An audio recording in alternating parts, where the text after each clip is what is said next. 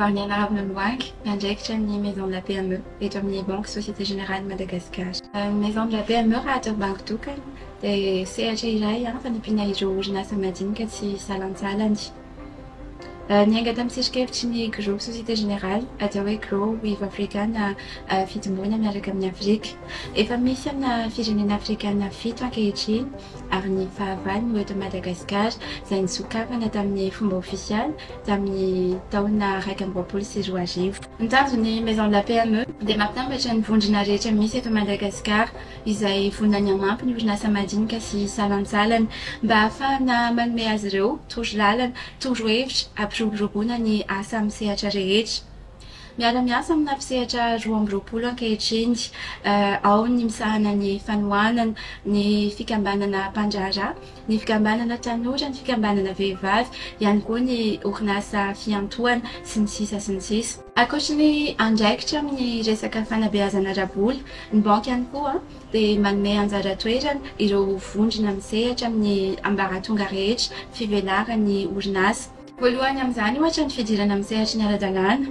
inavy ny tsara ho fantatra inona ny mety tombony dia izay ihany koa ny mety afaka manampy mahakasika an'izay ao anatiny ihany koa ohatra ny fivelarana amin'ny resaka fitantanana orinasa iza ny mety vondrona afaka manampy ao anatin'izany izany rehetra izany dia mba ahatonga ny orinasa anankiray ho maty ihany sy tombo hatrany kanefa tsy mpanotrika tetikasa na incubateur ny maison de la PME fa mpanamora ihany na facilitateur ny miantsona azy ahafahan'ny orinasa kely anankiray mivelatra bebe kokoa.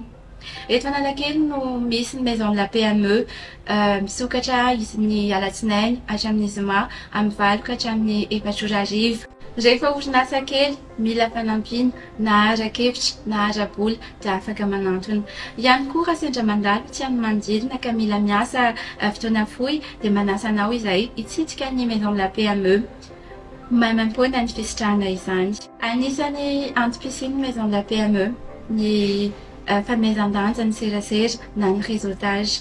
Izany hoe ny voalohany raha te hampivelatra ny orinasa iray dia zava-dehibe ny fisokafana amin'ny tontolo manodidina. Manahoana ireo orinasa izay efa mivelatra ankehitriny inona ny traikefany betibetsaka ny fahafapo kanefa atao ihany koa ny fahakiviana matetika inona ny mety mbola mampijoro azy ireo ankehitriny ary miditra amina fikambanana anankiray inona ny mety ho tombony. Faharoa dia ny fananana saina tsikasokasika anatsarana ny hevitrao mety misy tetikasa mitovy maro fa ny fahaizana mitondra zava-baovao na innovation mampiavaka azy tsy tokony hosakana ny firesahana amin'ny hafa manana hevitra mitovy aminao fa fanamafisana ny anganao zany. Fahatelo dia ny fanombohana ny asa miaraka amin'ny banky satria ny fitantanana orinasa anankiray dia tsy afaka miala amin'ny fanabeazana ara-bola ahafahana mitsinjara mitantana ny vola miditra sy mivoaka ihany koa ijerena sahady ny hoavin'ilay orinasa iray amin'ny fivelarana ao aoriana kely ao. Farany dia tsy mora ny mitantana orinasa sy mandraharaha